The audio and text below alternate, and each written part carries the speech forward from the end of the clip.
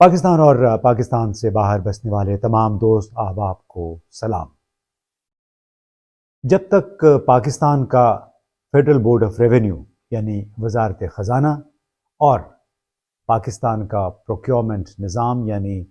سرکاری خریداریوں اور ٹھیکوں کا جو پروکیورمنٹ سسٹم جس کو کہتے ہیں وہ تبدیل نہیں ہوگا، پاکستان کی نہ تو ذرائع آمدنی بڑھیں گے، نہ ہی کرپشن کا خاتمہ ہوگا اور نہ ہی مناسب اقتصادی اور مالیاتی بہتری آئے گی۔ ہمارے آج کے پروگرام کا موضوع یہی ہے۔ گزشتہ ویلاگ میں ہم نے اکانومسٹ جاوید حسن صاحب سے بات کی، اس سے پہلے بھی ہم نے IMF کے حوالے سے کچھ پروگراموں میں پاکستان کے مسائل کا جائزہ لیا، اور اس کے جواب میں کئی دوستوں نے اپنے کامنٹس میں یہ پوچھا ہے کہ پاکستان کے لیے بہترین وزیر خزانہ کون ہو سکتا ہے اور پاکستان کے مسائل کا حل کیا ہے۔ کسی نے یہ بھی پوچھا کہ پاکستان کا دشمن نمبر 1 کیا ہے جہاں تک پاکستان کے اقتصادی نظام کا تعلق ہے۔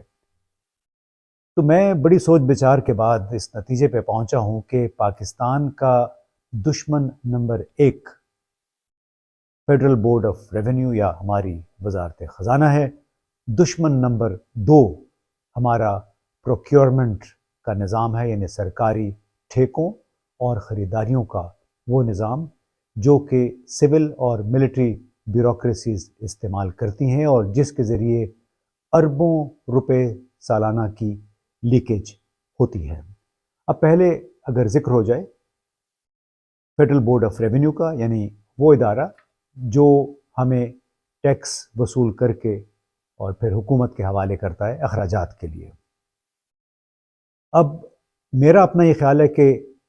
جب تک نظام میں بنیادی طور پہ تبدیلی نہیں ہوتی، FBR کا مائنڈ سیٹ اور دوسری طرف پروکیورمنٹ کا نظام، پاکستان ترقی نہیں کر سکے گا۔ اب اس کی کافی وجوہات ہیں۔ پہلی وجہ تو ہم آپ کو اس کا تھوڑا سا کانٹیکسٹ بتا دیں کہ پاکستان میں کوئی 1.8 یعنی 18 لاکھ رجسٹرڈ ٹیکس دہندگان ہیں۔ اس سال اب تک جن لوگوں نے ٹیکس جمع کروائے اس میں سے 3.5 لاکھ نے اپنی آمدنی صفر دکھائی، یعنی 22 کروڑ کے ملک میں صرف 18 لاکھ رجسٹرڈ ٹیکس دہندگان ہیں اور ان میں سے بھی 3.5 لاکھ نے اپنی آمدنی صفر دکھائی، اور یہی FBR ہے، فیڈرل بورڈ آف ریونیو، وہ ان دعووں کو زیادہ تر قبول بھی کر لیتا ہے۔ اب اس کی اور پھر بڑی وجوہات ہیں کہ کیوں اتنی آسانی سے یہ تمام گوشوارے قبول بھی ہو جاتے ہیں۔ اور دوسری بڑی وجہ یا دوسرا اس کا کانٹیکسٹ وہ یہ ہے کہ فیڈرل بورڈ آف ریونیو کوئی 20-21 ہزار افراد پہ مشتمل ہے، لیکن یہ ذمہ دار ہیں صرف تقریباً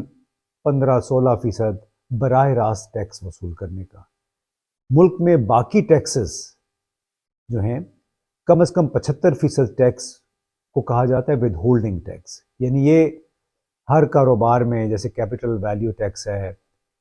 GST ہے، اس قسم کے تمام ٹیکس، امپورٹ ایکسپورٹ، یہ آن دا ایٹ سورس سرکاری ملازمین کی اور کارپوریشنز کے ملازمین کی تنخواہوں سے براہ راست وہ منہا ہو جاتا ہے۔ تو یہ کم از کم 75%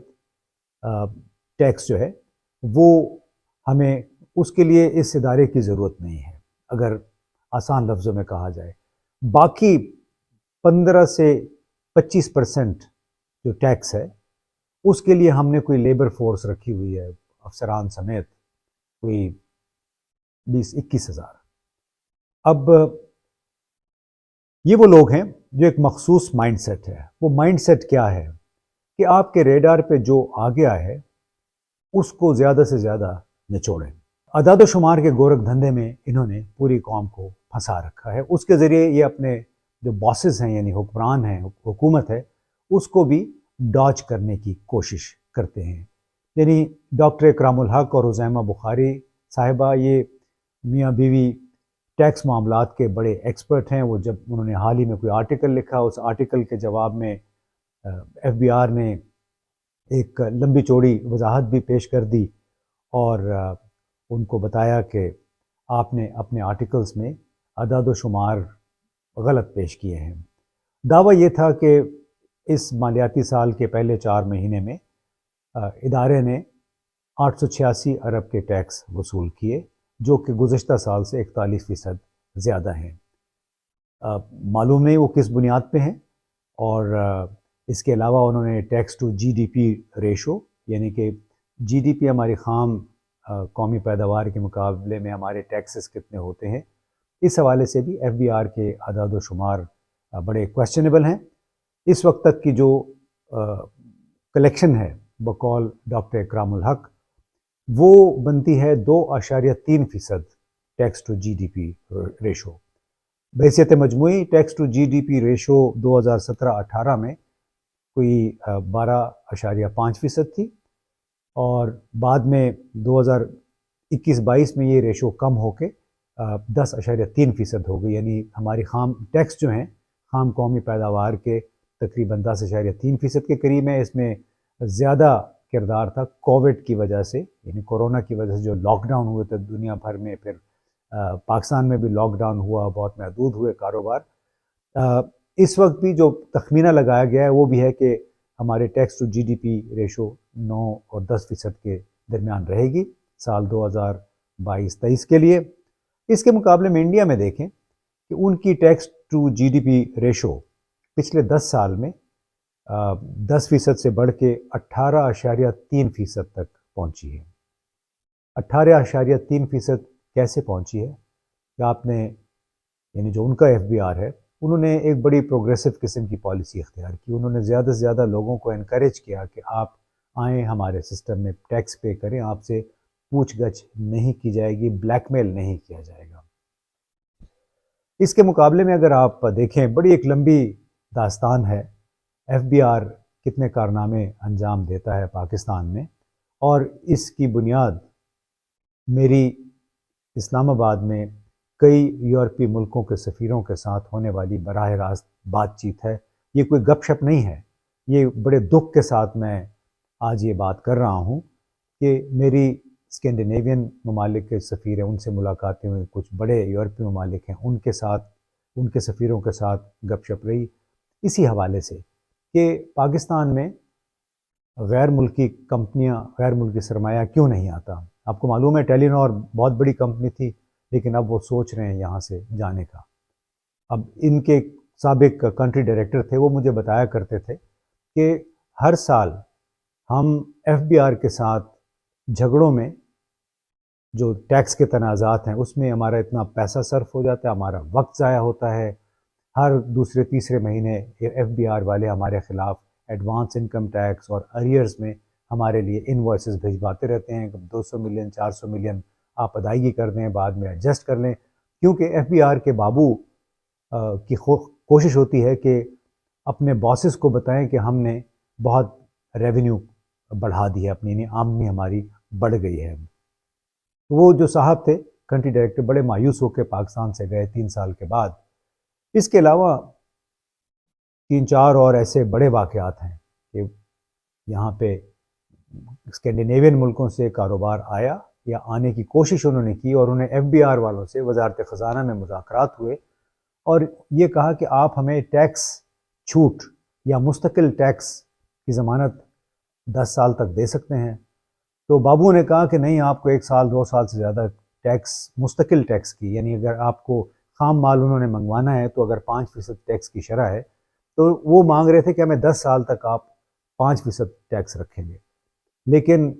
ایف بی آر والے کبھی بھی یہ کمٹمنٹ دینے کو تیار نہیں ہے۔ اس طرح ایک کمپنی تھی جنہوں نے بیچاروں نے یہاں پہ آ کے بہت بڑی سرمایہ کاری کی،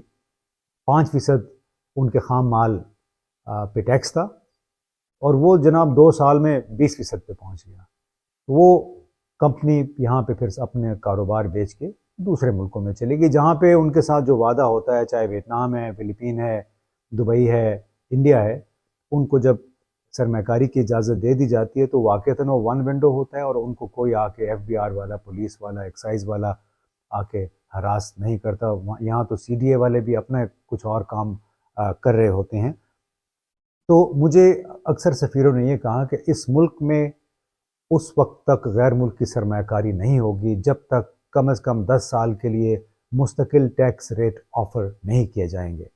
لیکن ہمارے بابو جو ایف بی آر میں اور وزارت خزانہ میں بیٹھے ہوئے ہیں، ان کا یہ خیال ہوتا ہے کہ جو باہر سے آ رہا ہے اس کو آپ اور نہ چھوڑیں۔ تو ان کو یہ سوچنے کی ضرورت ہے کہ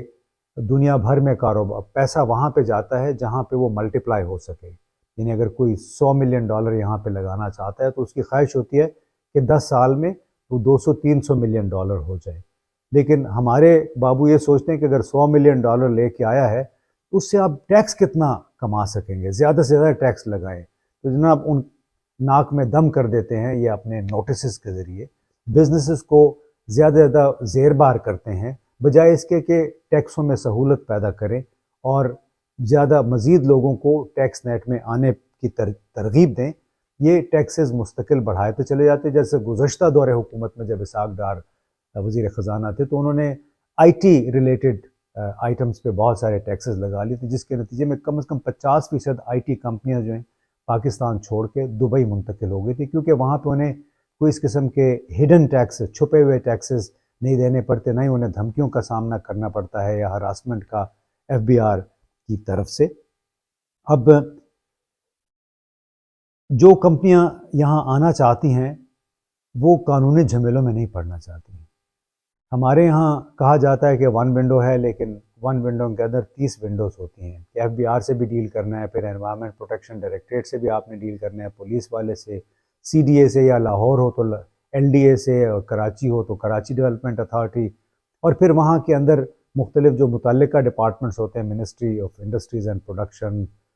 منسٹری آف کامرس، ان کے بابوں سے بھی آپ نے ہینڈل کرنا ہے۔ ہر ایک کے اپنے مطالبات ہوتے ہیں، اپنی خواہشات ہوتی ہیں۔ تو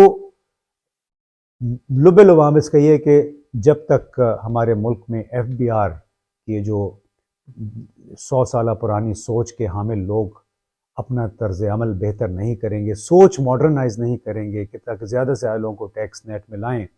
اس وقت تک پاکستان میں سرمایہ کاری نہیں ہوگی۔ اس کے ساتھ دوسرا بڑا دشمن کیا ہے؟ وہ ہے جناب پبلک پروکیورمنٹ سسٹم، جس کے تحت آپ کو بازار سے جو چیز 100 روپے میں ملتی ہے، اس نظام کے تحت کم از کم 250-300 روپے میں ملتی ہے، کیونکہ اس میں مختلف لیولز پہ لوگوں کے کٹس ہوتے ہیں یا کمیشنز ہوتے ہیں، اور اس کی بے شمار مثالیں ہیں۔ اور یہ اب اندازہ لگا لیجئے کہ اگر پاکستان کی حکومت کی آمدنی 20,000 ارب بھی ہو جائے تو اس نظام کے تحت 20,000 ارب روپے میں سے کم از کم 10,000 ارب روپے جو ہیں وہ محض چند جیبوں میں جائیں گے، چند کانٹریکٹرز ہوں گے، چند سرکاری حکام ہوں گے جن کی جیبوں میں جائیں گے۔ اور اس پروکیورمنٹ سسٹم کی وجہ سے کرپشن اس کے اندر بہت انہیرنٹ ہے، یعنی اس کی وجہ سے اتنی زیادہ کرپشن جنم لیتی ہے۔ تو اس لیے میرا اپنا یہ خیال ہے کہ جب تک ایف بی آر تبدیل نہیں ہوگا، جب تک ہمارا پروکیورمنٹ یعنی سرکاری ٹینڈرز اور خریداریوں کا نظام بہتر نہیں ہوگا، اس وقت تک نہ تو ٹیکس بڑھیں گے، نہ حکومت کی آمدنی، اور نہ ہی سرکاری کھاتوں یعنی ٹینڈرز اور